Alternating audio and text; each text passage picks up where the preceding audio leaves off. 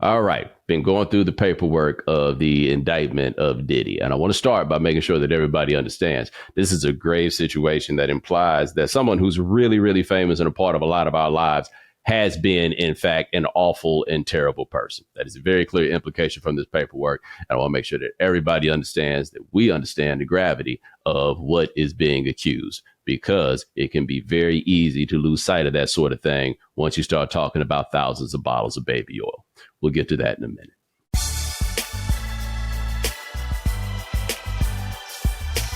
All right. I just got back from the dentist, found out that Sean Combs had been indicted. I decided to go through the paperwork. I am not a lawyer, okay? But I know when it looked like somebody going to jail. I don't think you have to go to law school to feel like that. And this sort of federal paperwork make you feel like he's going to go to jail. But just to be clear, not because of like what's actually in the paperwork. The paperwork is incredibly vague. It only really gets detailed in two particular parts. Part number one is the very beginning, where it says the United States of America v. Sean Combs. And they ran through every name the man ever used. Sean Combs, a.k.a. Puff Daddy, a.k.a. P. Diddy, a.k.a. Diddy, a.k.a. PD, a.k.a. Love. I would just like to note here that I do not remember the PD era. That is number one. And number two, shockingly, for those of us who are old enough to remember when he was Puffy, Puffy did not make this. And it appears Puffy did not make this, I guess because he stopped calling himself Puffy way before the allegations in the paperwork. And basically what they are saying is that up until 2008, there was this dude that by and large was like a record company executive. And in 2008, he turned into Mr. Handman from Enter the Dragon.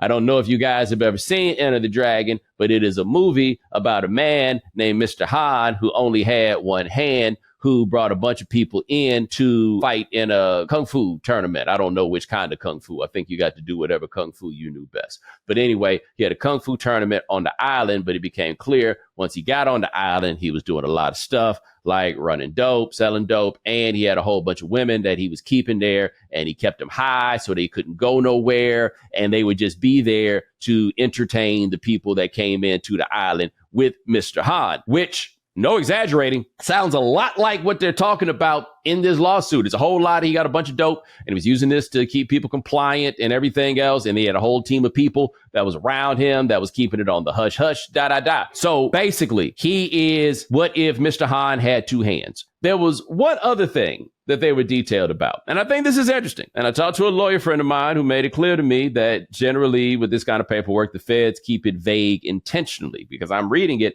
and I'm like, okay, a lot of this sounds like the reports that we got from the Cassie lawsuit, right? So it didn't necessarily seem to be that new. There wasn't much of that. It just seemed to be a lot of kind of sort of general stuff. But one thing they were very, very particular about is that there were 3 AR-15s with defaced serial numbers found at one residence.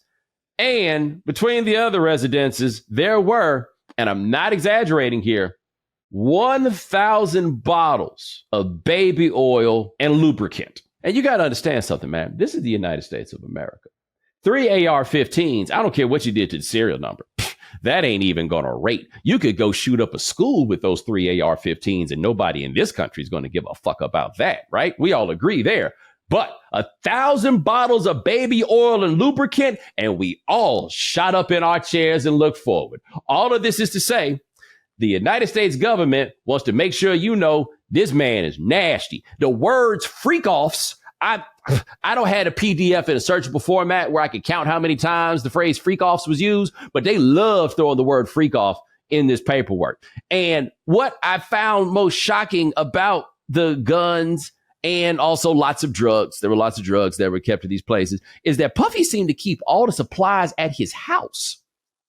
And so when his lawyer gives the quote that his client is an imperfect man, and by the way, it is a terrible sign when your lawyer starts by saying, look, I know he ain't, I know, but, right, that's not a great sign. But he said that he is an imperfect man, but he is not a criminal. And I think that's because that lawyer at his level is accustomed to good criminals, because apparently Mr. Combs is not a very smart criminal. There's nothing illegal about keeping a bunch of baby oil and lubricant at your house, I suppose. Thousands of bottles. I guess, you know what? Maybe I'm tripping. That's only a crime if you are the king of the freak off, which apparently he seems to be based on the paperwork. They seem to be making an argument here that what Puffy was doing, sorry, not Puffy, that's not who's listed in the paperwork. The argument that they seem to be making is his regular business actually turned into a front for the freak offs. And then everybody that was associated with the business had an interest in protecting his reputation. And so all this money and everything else was thrown around to protect the reputation. And that thereby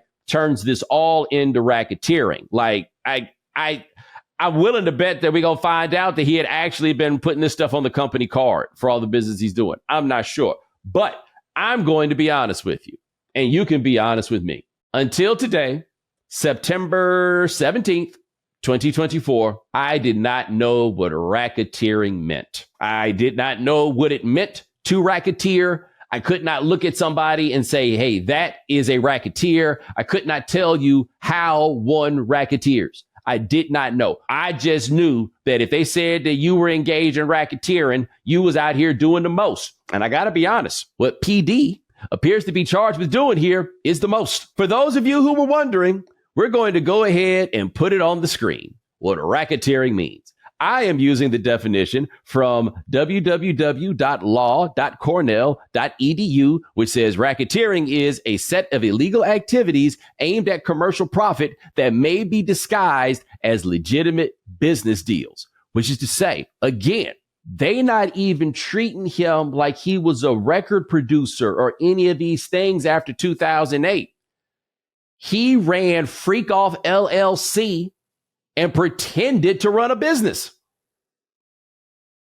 Which I have to say, if you look at the output of his record companies and the likes over recent time, I don't know if that's wrong. The NFL is back, which means you can turn $10 into $1,000 in a single game watching your favorite teams only on Prize Picks.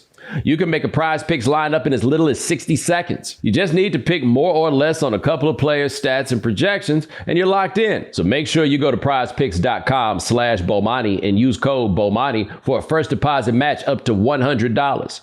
That's prizepicks.com/Bomani. Prize Picks, daily fantasy sports made easy.